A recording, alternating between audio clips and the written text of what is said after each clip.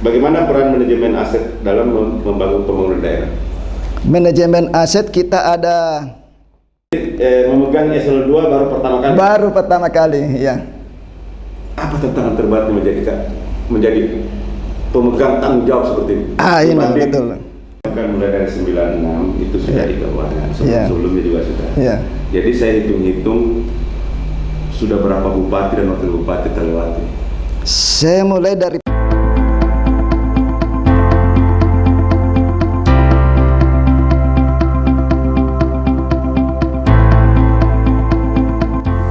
Kupas Tuntas. Assalamualaikum warahmatullahi wabarakatuh. Kita ketemu lagi di channel Medium TV. Seperti biasanya kita akan menyuguhkan program Kupas Tuntas. Nah, seperti yang lewat-lewat ini, kita sudah berada di Kabupaten Wajo dengan mengusung tema PAMASE. Nah, sudah beberapa OPD yang kita ajak ngobrol, kita sharing soal program dan target. Nah, sekarang kita berada lagi di program Kupas Tuntas OPD Kabupaten Wajo. Nah, kali ini kita coba ngobrol dengan salah satu OPD yang menurut saya strategis, vital, karena di OPD ini yang mengatur semua lalu lintas keuangan, lalu lintas pendapatan, dan mengatur bagaimana penggunaan anggaran untuk infrastruktur, untuk pengembangan sumber daya manusia, dan segala macam di Kabupaten Wajo ini. Nah, saya di studio Medium TV sudah bersama dengan Dr. Andes Haji Dahlan, Magister Manajemen. Beliau adalah Kepala Badan Pengelolaan Keuangan dan Pendapatan Daerah. Assalamualaikum warahmatullahi wabarakatuh, Pak. Waalaikumsalam warahmatullahi wabarakatuh. Alhamdulillah. Bagaimana, sehat Pak Kaban? Alhamdulillah sehat. Itu yang penting Pak Kaban. Pak Kaban, ini kita ada program Kupas Tuntas dalam keterbukaan informasi publik. Kita coba menyuguhkan kepada masyarakat Kabupaten Wajo, pada khususnya tentunya, dan kepada masyarakat Sulawesi Selatan dan Indonesia pada umumnya, apa sih sebenarnya kerja-kerja Kepala Badan Pengelolaan Keuangan dan Pendapatan Daerah itu. Seperti saya katakan di testimoni awal tadi, bahwa ini adalah OPD yang strategis dan vital menurut saya. Nah, mungkin sebelum kita ngobrol soal teknis dan detail program-programnya, Pak Kaban bisa memaparkan atau memberi informasi kepada masyarakat Kabupaten Wajo soal program pengelolaan keuangan dan pendapatan daerah ini dan target-targetnya, gitu. Silakan Pak Kaban. Ya, terima kasih. Pertama-tama saya ingin mengucapkan dulu terima kasih kepada Medium TV yang sudah mengundang saya ke sini. Saya pikir ini adalah kesempatan yang sangat baik. Alhamdulillah. Bisa menyebarluaskan informasi-informasi tentang Badan Pengelola Keuangan Daerah. Perlu juga saya sampaikan bahwa saya itu walaupun saya mungkin salah satu yang tertua kepala OPD, tetapi saya yang paling junior di OPD. Maksudnya paling tua menjadi kepala dinas, tapi umur saya paling tua. Oh, umur paling tua. Saya yang paling terakhir dilantik. Oh, iya. Menarik bagaimana? Oke. Saya dilantik jadi kepala badan itu pada tanggal 2 Maret tahun 2022 ini. Jadi baru. Oh, jadi baru berapa bulan ya? Baru. Iya.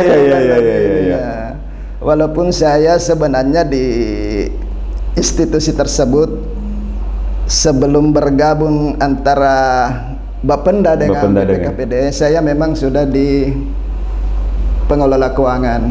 Saya masuk di pengelola keuangan masih bagian dulu namanya malah. Iya. Tahun 97 saya bergabung. Aplikasi PDAM Info merupakan aplikasi yang dihadirkan oleh PDAM Kabupaten Wajo untuk berkomunikasi dari pelanggan PDAM hingga masyarakat umum. Aplikasi ini dapat digunakan dengan cara mendownload melalui Google Play Store. Melalui aplikasi ini, pelanggan dapat melaporkan keluhan, mengetahui tagihan, serta melakukan transaksi pembayaran air setiap bulannya. Selain melaporkan keluhan terkait layanan, juga telah dilengkapi fitur pendaftaran bagi calon pelanggan yang ingin mengajukan menjadi pelanggan PDAM. Dengan berbagai fitur yang tersedia di aplikasi ini, diharapkan semakin memudahkan dan meningkatkan pelayanan PDAM, khususnya bagi pelanggan PDAM di Kabupaten Wajo. Assalamualaikum warahmatullahi wabarakatuh.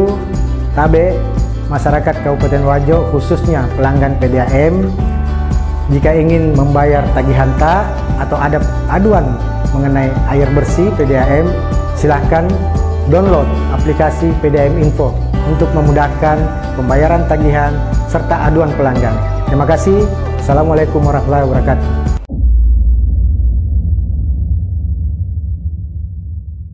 Ya, kepala bagian di sekretariat. Bukan kepala bagian. Saya mulai dari bawah juga. Oh ya?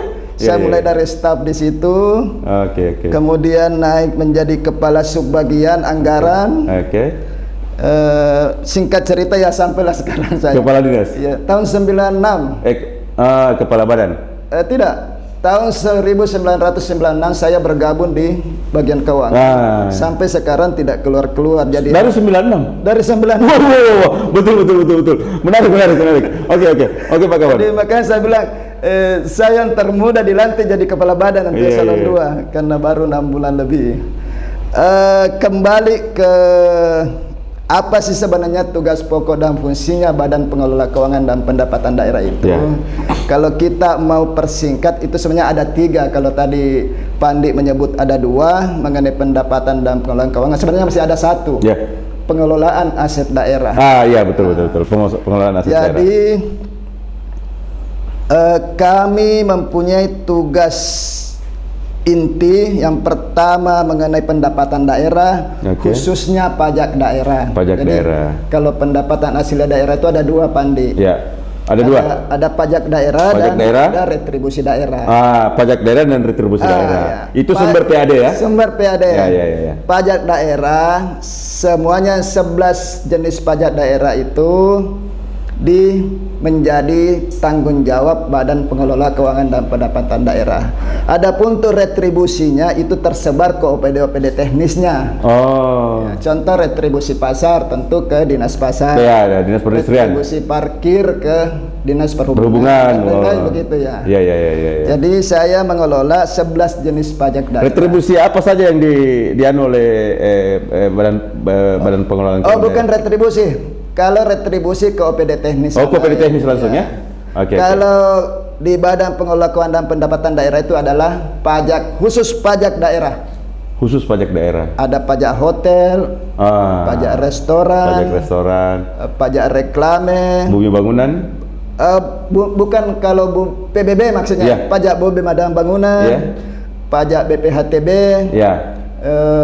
Pajak penerangan jalan, ada 11 semua. Ada juga pajak burung walet. Yang baru-baru ini ya. Pajak burung walet. Kalau pajak Pak, mohon maaf, tower provider? Tower provider masuk retribusi. Masuk retribusi. Ada 2, jadi dia ada dua sumber pendapatan kita dapat di situ. Ada dari PBB-nya, ada dari retribusinya. Retribusinya masuk di Kominfo. Retribusi masuk ke Kominfo. PBB-nya sendiri ke kita. Oke. Cukup besar PBB-nya dari tower itu. Itu mengenai pendapatan secara garis besarnya. Kemudian di pengelolaan keuangan itu sendiri ada tugas kami di situ mulai dari penganggaran. Tugas kami selaku BPKPD adalah melekat sebagai pejabat penata usaha keuangan daerah. Apa tugasnya? Pertama, menyiapkan rancangan APBD. Kedua, menyiapkan rancangan perubahan. Yang ketiga, menyiapkan rancangan pertanggungjawaban APBD.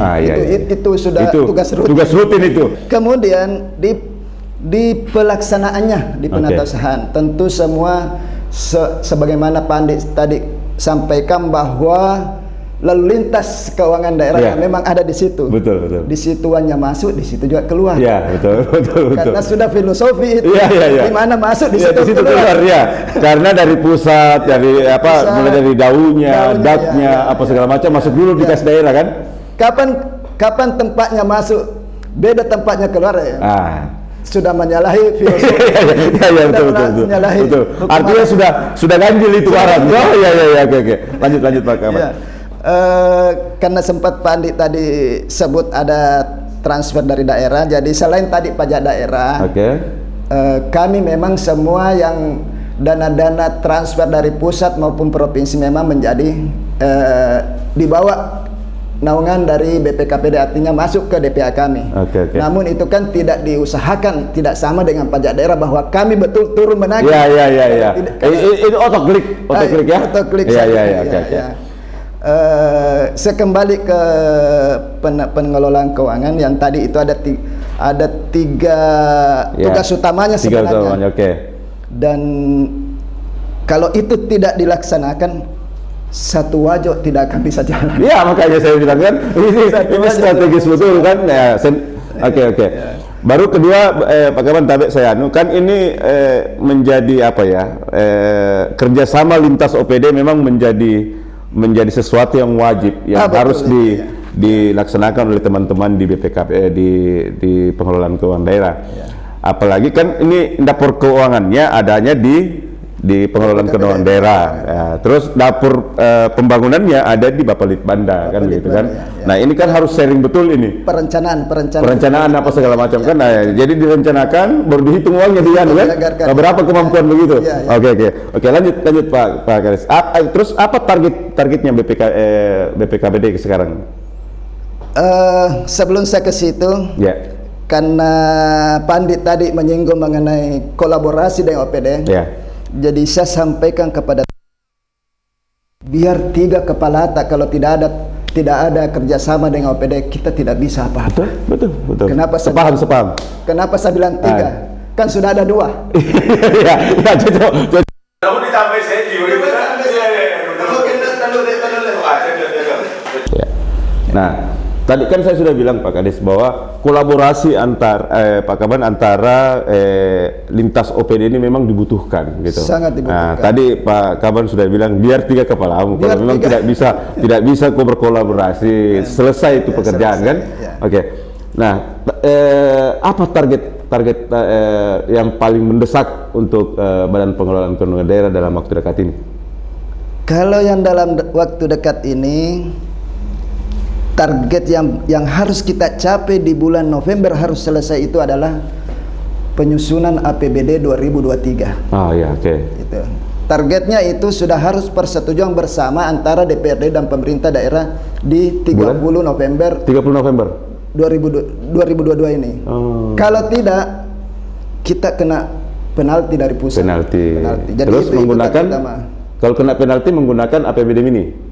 Apa istilahnya? Tidak, kalau kena penalti yang kena itu Pak Bupati. Nah, terus kalau legislatif juga, kalau memang setelah dilihat ternyata ketidaktepatan waktu persetujuan bersama ini juga ada kaitannya dengan legislatif, maka legislatif juga kena juga. Iya. Kedudukan keuangannya akan berkurang. Ya, hak keuangannya akan berkurang. Hak keuangan legislatif dan bupati berkurang. Bahkan ditunda, tidak dibayarkan. Iya. Tugas berat kami. Iya. Jadi saya kalau dibilang itu yang target yang harus dicapai sampai bulan November ini. Persetujuan bersama. Itu kan berarti ini sudah mau menyusun anggaran pokok kan? Anggaran pokok sudah berjalan. Ya, anggaran pokok 2023. Prosesnya pasti sudah berjalan mulai dari sekarang. Dari OPD sudah mulai memasukkan semua ke dinas-dinas teknisnya ke sentralnya seperti umpamanya Bapelitbanda, ke keuangan. Nah, kalau boleh tahu nih, ada bocoran untuk masyarakat Wajo, apa target unggulannya Pak pemerintahan Pak Mase ini di 2023 Pak Kaban? Jadi saya sebelum ke situ saya ingin dulu memberikan gambaran umum mengenai proses sampai jadinya APBD ini. Oh iya, oke. APBD sampai itu diawali di Januari sebenarnya. Untuk 2023 sudah diproses 2000 Januari. Iya, Januari itu oh, sudah iya. Jadi APBD itu tidak serta-merta terbit begitu Iya, saja. betul. Itu dimulai dengan musrenbang desa. Oke, musrenbang desa. Musrenbang kecamatan. Oke. Musrenbang kabupaten. Oke. Kemudian musrenbang provinsi sampai musrenbang nasional. Ya. Nah, ini harus connect ini. Connect. Iya. Di musrenbang ini masih di ranahnya masih namanya tahap perencanaan. Oke. Perencanaan ya. Setelah itu semua jadi ada musrenbang, kemudian ada RKPD. Oke. Kemudian masuklah ke tahap penganggaran. Tahap penganggaran itu dimulai dari kebijakan umum anggaran. Oke, KUA PPS. Dan program itu jadi RKPD, RPJM itu masih tahap perencanaan. Oke. Masuk ke tahap penganggaran, masuk di KUA dan PPS. Iya. KUA dan PPS ini kan sudah kita serahkan ke DPR. Oke. Sudah jadi proses APBD ini sudah berjalan sebenarnya. Oke. Target unggulan pemerintah daerah sekarang itu sebenarnya kan ada 25 kerja nyata. Iya. Yang pertama itu adalah di infrastruktur jalan. Oh. Infrastruktur jalan. Tetap konsen pada itu di 2023. Konsen 2023. Tetap kita. Terus konsen di 2023. Kemudian ke bidang-bidang lain. Tentu saja kita harus juga karena ada namanya mandatori. Mandatori itu adalah sudah diatur dari pusat bahwa kamu harus contoh misalnya di bidang pendidikan minimal 20% dari anggarannya harus kita alokasikan ke dinas kesehatan. Dinas kesehatan minimal 10%. Ya, betul. Jadi minimal 20% untuk pemulihan ekonomi nasional. Ya. Itu sebenarnya. Itu yang sebenarnya menjadi itu juga kan. Nah, itu menjadi prioritas. Setelah itu masuklah pada prioritas program Pak Mase yang 25 ini. Tetapi itu kan sudah bisa masuk. Tentu program Pak Mase ada bidang pendidikan, ada bidang kesehatan, ada bidang infrastruktur. Jadi artinya bisa kita sinkronkan di situ, di situ. Tapi unggulannya itu infrastruktur jalan ya. Infrastruktur jalan, Kemudian pendidikan, karena Pak Bupati juga sangat konsen di bidang pendidikan. Iya. Pak Kaban, ini kan APBD diawali dengan kerja-kerja tadi yang sudah dijelaskan. Setelah itu masuk KUA PPS. Nah, KUA PPS ini perlu kesepakatan antara legislatif dan eksekutif. Nah, posisi KUA PPS ini sebenarnya menjadi dasar atau menjadi kiblat untuk membahas APBD, begitu maksudnya? Atau bagaimana, Pak?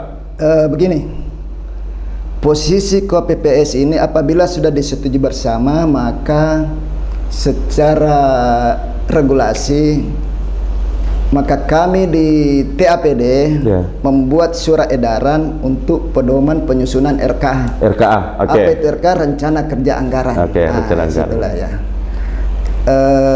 Rencana kerja anggaran ini dibuat oleh seluruh OPD. Itulah dari rencana anggaran yang dibuat, itulah yang kami rangkum masuk ke rancangan APBD. Dan inilah yang dibahas kembali ini DPR. Itu yang dibahas kembali. Itulah yang dibahas di DPR untuk menyetujui rancangan APBD kita. Pak Kaban, substansi perbedaan KUA PPS dengan APBD? Kalau KUA PPS itulah kebijakan umum anggaran, itu bersifat apa yang ingin dicapai, PPS secara umum oleh pemerintah daerah. PPS ya, itu. PPS itu. Jadi program-programnya gitu ya, sudah tergambar di situ. Sudah. Apa yang ingin untuk tahun ini kita ingin seperti yang Pak Andi sampaikan tadi, program apa yang jadi target utama, kemudian target disitulah muncul di KPPS. Jadi mungkin saya bisa mengasumsikan begini atau mengartikan begini, bahwa anggaplah ini pemerintahan Pak Masai konsen pada infrastruktur jalan nih. Ya. Di KPPS sudah dianggarkan secara gelondongan 25M, anggaplah begitu ya, 25M. Nah 25M ini begitu masuk APBD disusunlah RKA-nya bahwa untuk jalan apa, ruas apa segala macam, atau bagaimana? RKA yang menjadi dasar untuk penyusunan APBD. Ya. Di situ kan kelihatan rencana kerja, saya mau bangun jalan RKA 2 km. Rencana kerja anggaran. RKA ini yang dibahas di APBD. Ya, di pembahasan APBD. Di pembahasan APBD ya. Itulah yang disetujui oleh eksekutif dan legislatif. Itulah yang disetujui oleh eksekutif dan legislatif. Kalau sudah terbit APBD-nya, mungkin yang Pak Andi sampaikan tadi itu DPA-nya, daftar pelaksanaan anggaran. Daftar pelaksanaan anggaran. Itulah. Daftar pelaksanaan anggaran inilah menjadi dasar untuk melaksanakan kegiatan. Nah, itu. Pak Kaban, ini kan ada beberapa dinamika yang saya dapatkan di kabupaten-kabupaten lain. Ya. Kan terkadang ini sudah disepakati dan sudah menjadi perda APBD. Ya, ya. Nah, tiba-tiba di perjalanan ada pergeseran apa segala macam. Gitu. Menurut Pak Kaban, regulasinya dan regulasinya dan cara untuk menggeser-geser itu apa penyebabnya begitu? Atau bagaimana anunya bisa menggeser anggaran apa segala macam, Pak Kaban? Pertama dulu saya ingin sampaikan bahwa memang dimungkinkan, makanya ada namanya perubahan anggaran. Oh iya. Ya. Okay. Kalau ada beberapa kriteria yang sayangnya saya tidak bisa hafal. Ada beberapa kriteria kalau dianggap tidak sesuai misalnya perkembangan atau ada regulasi yang lebih tinggi yang harus diikuti, itulah diakomodir di perubahan anggaran. Ternyata program yang kita sudah lakukan di pokok ternyata tidak sesuai. Nah, itulah yang geser. Kalau belum dilaksanakan. Kalau sudah tidak boleh lagi. Iya. Kalau belum. Ya, ternyata ada kondisi-kondisi tertentu yang tidak memungkinkan untuk dilaksanakan, maka ada ranahnya namanya perubahan anggaran. Iya. Gitu ya. Gitu. Makanya di awal tadi saya sampaikan ada 3, anggaran pokok, anggaran perubahan, dan pertanggungjawaban. Iya. Pertanggungjawaban. Itu yang menjadi rutinitas. Iya, rutinitas ya. Iya. Pak Kaban, ini kan sekarang sudah 2 tahun terakhir ini boleh dikata semua elemen ini mendapatkan kesulitan dengan adanya COVID-19. Iya, betul. Ya. Bagaimana suka duka mengatur program, keinginan masyarakat, keinginan pemerintahan yang sudah ada, Pak Masai, dengan anggaran yang tiba-tiba harus dipotong gitu. Bagaimana itu Pak Kaban? Bisa berbagi cerita, silakan. Kalau ini saya harus kembali ke 2020 dulu, waktu masih awal-awal ya? Pendahulu saya. Iya. Tapi kan sudah di dalam situ. Iya. Jadi saya ingin sampaikan bahwa saya ingin mengatakan begini, untung ada pendahulu saya yang lebih hebat dari saya. Iya. Sehingga saya pada saat menjabat, COVID sudah mulai mereda. Gitu. COVID sudah mulai mereda. Sehingga memang pada waktu itu, jangan pengkampak, kita sudah misalnya merencanakan harus bangun ini, sehingga infrastruktur jalan lah misalnya, infrastruktur jalan. Sudah kita programkan, kita di 2020 harus selesai ruas ini, harus selesai ruas ini. Ternyata target sekian kilo, datang Mbak COVID, Mbak Corona, membuyarkan semua. Dan alhamdulillah berkat kepemimpinan pendahulu saya itu bisa kita lalui tanpa ada gejolak yang terlalu besar.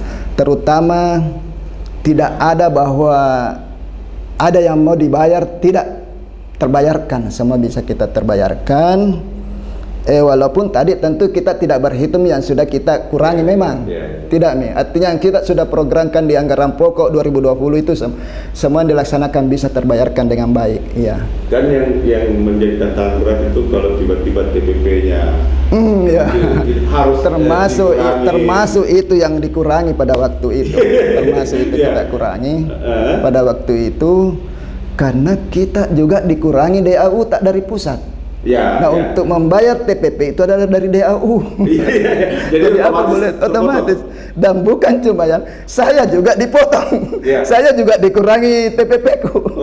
Semua pegawai. Jadi semua kena. Oke. Pak Gaban, ada pertanyaan saya seperti ini, Pak. Apa yang menjadi permasalahan utama daerah sampai belum mampu mengoptimalkan pemanfaatan aset? Oh ya, pemanfaatan aset. Sebenarnya kalau dibilang belum mampu mengoptimalkan pemanfaatan aset, kita kembali dulu. Aset itu sebenarnya ada aset tanah, aset bangunan, aset jalan. Jadi saya coba tanya dulu, yang mana yang tidak optimal ini pemanfaatannya? Anggaplah ini, kan ada aset ini ada bangunan-bangunan umpamanya, dan bangunan-bangunan yang tidak bisa dioptimalkan fungsinya gitu. Terus kedua, ada aset-aset yang sampai sekarang mungkin masih ada di simpang jalan antara Pemprov punya atau Pemda punya, kan? Jadi terbengkalai kelihatan, kan? Orang kan melihat masyarakat gini, ini aset kok tidak dioptimalkan, gitu kan? Nah, itu mungkin. Itu maksudnya. Kalau aset yang tanda kutip berada di persimpangan jalan, memang kita dulu ada, terutama aset Pemprov kita akui, Pemprov juga akui sebagai asetnya. Tetapi alhamdulillah itu sudah kita selesaikan, dan karena memang dilihat bahwa itu bukti-bukti kepemilikannya memang lebih dominan dari Pemprov, maka kita serahkan ke Pemprov. Tetapi tidak serta-merta kita serahkan begitu saja. Kita juga karena kita juga meminta kita yang punya tapi saya yang pakai. Kan kita yang punya, tapi kan dia tidak manfaatkan juga, lebih kita yang manfaatkan. Contoh kantor perikanan itu asetnya Pemprov itu, tapi kita yang pakai. Maupun dia belum pakai, dan kita selalu begitu. Terus aset-aset begitu kan tidak bisa umpamanya nih, mau ada rehab apa segala macam, kan tidak bisa pakai APBD. Kami sudah pernah konsultasi ke provinsi, sebenarnya bisa kalau rehab-rehab kecil bisa. Kita bisa. Bisa kita rehab. Iya kan? Biasanya dilematis kan mau direhab bukan aset. Mau minta sama Pemprov rehab kan. Mereka yang pakai bagaimana? Di lain pihak ada regulasi. Ada regulasi. Soalnya kami sudah konsultasi itu boleh kita rehab selama tidak terlalu besar rehabnya kan.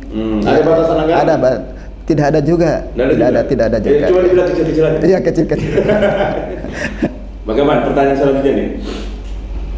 Hal apa saja yang perlu dilakukan pemerintah daerah untuk mengoptimalkan pengelolaan kas daerah?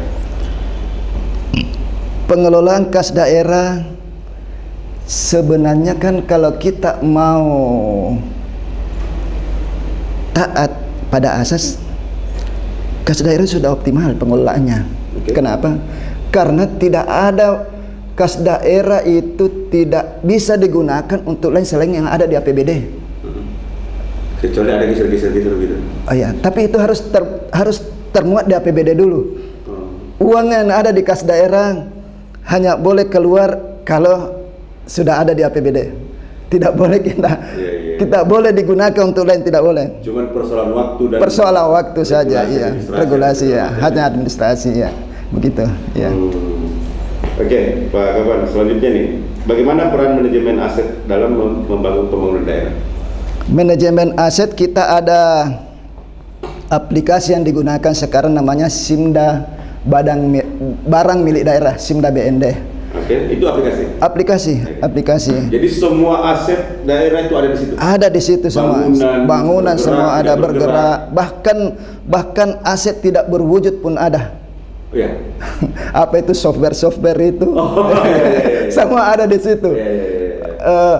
Aset yang sudah lama sekali sudah rusak, tetap ada, kita catat itu. Iya, ada semua. Iya. Oke. Ya. Pak Kadis. Pak Kaban. Ini tadi kan udah cerita dari awal Pak Kaban. Kalau dilihat senioritas ini. Ya, saya yang paling muda. Secara jabatan. Secara senior ASN. Oh iya, mungkin sudah kita tahu. sebagai Saya yang tertua barangkali senior, kepala ya. badan. Ini yang paling muda. Baru kali ini dilantik menjadi eselon 2. Baru tanggal 2 Maret kemarin. Ya. Maksudnya baru jadi memegang eselon 2 baru pertama kali. Baru pertama kali, ya. Apa tantangan terberatnya menjadi pemegang tanggung jawab seperti ini? Ini Dibanding betul. berapa tahun sebelumnya ini? Tantangan pertamanya itu karena pendahulu saya jago. Wow. Ya. Itu tantangan berat bagi saya. Tantangan berat, tak? Karena ada parameter yang harus Iya. minimal disamain. Minimal sama. Ya. Itu tantangan berat. Nah, menurut kita bagaimana itu? Ada keuntungannya. Ya, keuntungannya. Ibarat mobil itu sudah siap jalan. Oke. Tidak ada yang rusak-rusak. Saya naik tinggal tancap gas. Iya, Itu keuntungannya saya. Iya.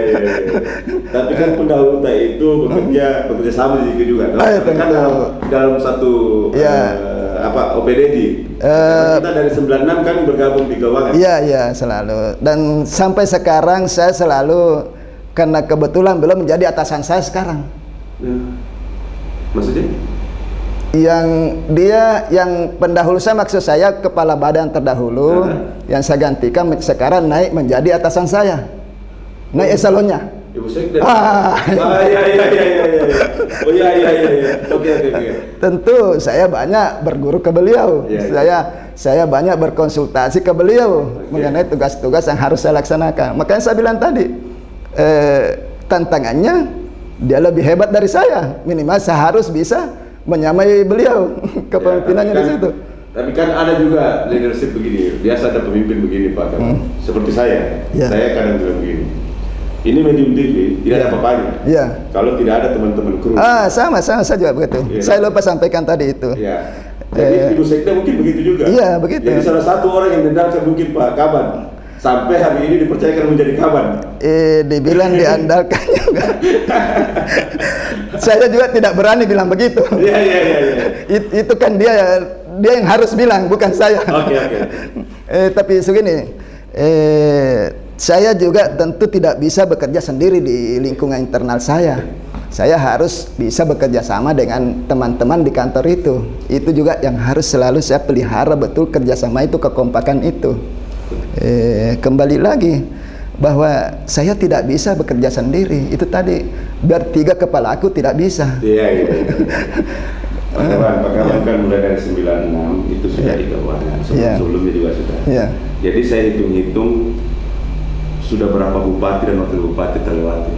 Saya mulai dari Pak Dahlan Maulana, kemudian Pak Naharuddin Tinulu, kemudian Pak Andi Asmidin, kemudian almarhum ini Pak Haji Andi Burhanuddin Unru, terakhir Pak Amran Mahmud. Ya, jadi 5 Mi. Iya, Pak Kaban. Apa perbedaan menonjol yang ada di Pak Masih?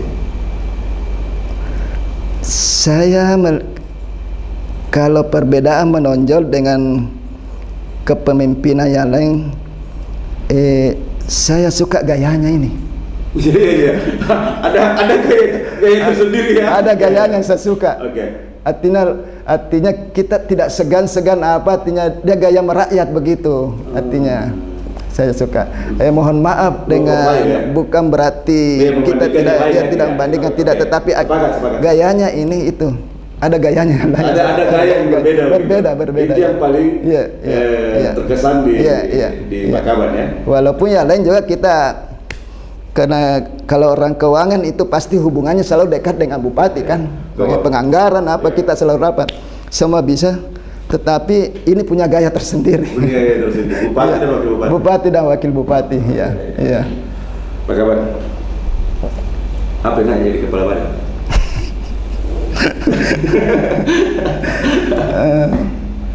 Kalau enaknya apa deh?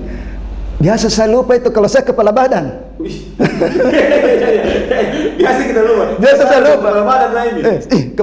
Kepala ini. Biasa nanti kalau rapat ada daftar hadir mau diisi, ternyata saya kepala badan Pak Dek. Persoalannya dari 9 Iya, situ terus. Jadi mungkin di situ enaknya karena apa di? Saya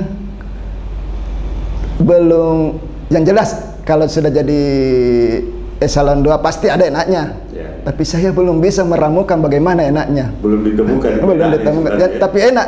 Hanya saya belum bisa menyebut, oh ini enaknya. Sama mungkin kalau pacar bilang, kenapa kau suka itu? Pasti kita tidak bisa, karena belum dapat. Tapi kita suka itu. Bagaimana sebaliknya? Apa tidak enaknya dari kepala badan? Tidak ada tidak enaknya. Tidak enaknya. Teman saya ada teman saya kepala badan, kepala dinas saudara. Saya tanya, apa tidak enaknya? Jadi dia bilang apa enaknya jadi kepala dinas begitu maksudnya? Dia bilang 2 sih. Jadi kepala dinas itu enak. Kedua enak sekali. Enak sekali. Pak Kaban, mungkin sebelum karena ini kita sudah sampaikan semua ke masyarakat bahwa apalagi tahapan dan fungsi Badan Pengelola Keuangan Negara mungkin masyarakat sudah paham dari penjelasan kita di awal. Nah sekarang ini mungkin sebelum kita menyelesaikan obrolan kita ini, mungkin ada harapan dari Pak Kaban untuk teman-teman ASN se-Kabupaten Wajo sebagai kepala badan yang menjadi sentral pengaturan keuangan dan pendapatan dan aset. Silakan. Jadi sebelum saya ke situ, saya ingin dulu sampaikan ada mimpi besar saya. Saya ingin kantor saya itu sepi. Iya. Tanda kutip sepi. Karena maksudnya begini, pelayanan itu kita melalui saja media online. Sehingga ada saya sampaikan sekarang bahwa pelayanan itu cukup di ujung jari. Ada di genggaman begitu. Ada di genggaman. Dan pelayanan tanpa batas. Pelayanan di ujung jari. Saya ini sudah mulai dengan teman-teman bekerja. Contoh misalnya di bidang pendapatan. Wajib pajak tidak perlu ke kantor kami kalau mau bayar pajak. Ada sudah beberapa program kita luncurkan, bisa bayar di kantor pos, di bank BPD, bank Mandiri, bank BNI, itu sudah kita kerjasama. Terus Indomar? Indomar sudah juga. Bayar PBB di Indomar silakan. Betul. Dan ada yang terbaru itu semua pajak bisa kita bayar melalui KIRIS. Oh ya, KIRIS aplikasi KIRIS itu sudah bisa. Jadi masyarakat Wajo tidak perlu datang ke kantor kami, apalagi yang jauh-jauh. Artinya Pak Kaban mau bilang begini, Pak Kaban itu bermimpi tidak menyita waktunya. Betul, tidak menyita aja dalam hal bidang apapun, untuk hanya berurusan dengan bayar pajak. Jadi dia sambil kerja. Lewat HP saja bayar. Dan kita sudah ada website kita sudah luncurkan website itu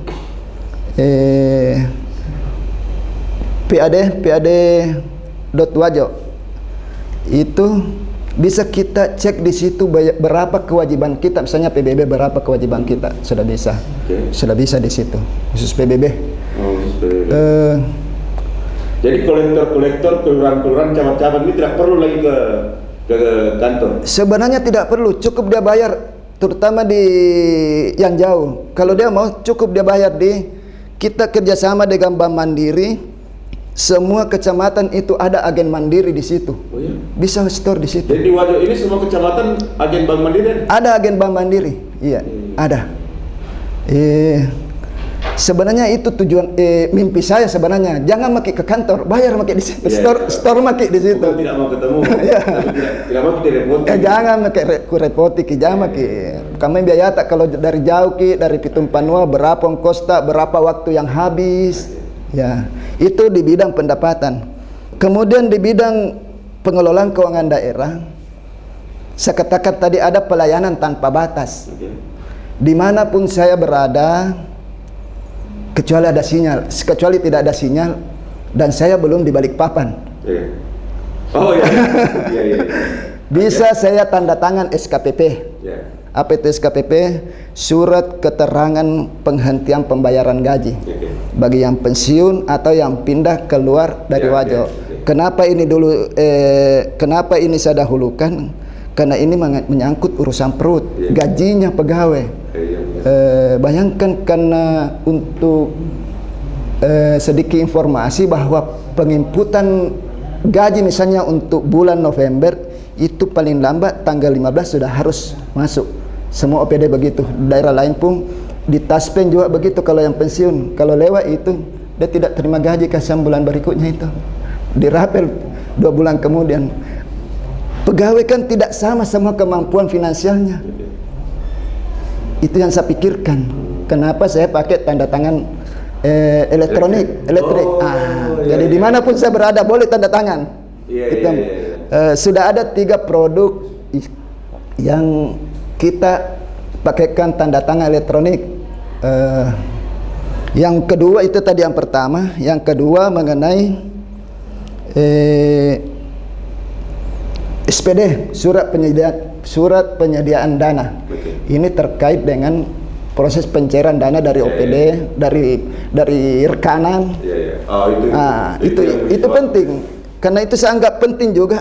Sementara kita selaku kepala badan itu mobilnya tinggi. Jangan sampai saya pakai tanda tangan elektronik juga itu. Jadi dimanapun saya berada. Tidak takut dengan penyalahgunaan tanda tangan? Saya sudah beberapa puluh tahun itu tidak akan terjadi penyalahgunaan, karena saya kontrol itu, Pak. Itu kan saya kayak keluarnya tanda tangan itu. Iya kan saya. Harus ada klik dan gitu. Iya. Iya. Pelayanan di ujung jari dan pelayanan tanpa batas. Iya. Maksudnya biar lagi tidur ya. Iya. Ada orang minta tanda tangan. Iya. Dia kan ada kan di aplikasi kelihatan. Iya. Itu yang kedua. Yang ketiga ada satu lagi. Persetujuan TU. Itu juga sangat vital bagi OPD. Karena kadang kalau sudah mau misalnya, biasanya yang di TU itu kalau perjalanan dinas, biaya perjalanan dinasnya.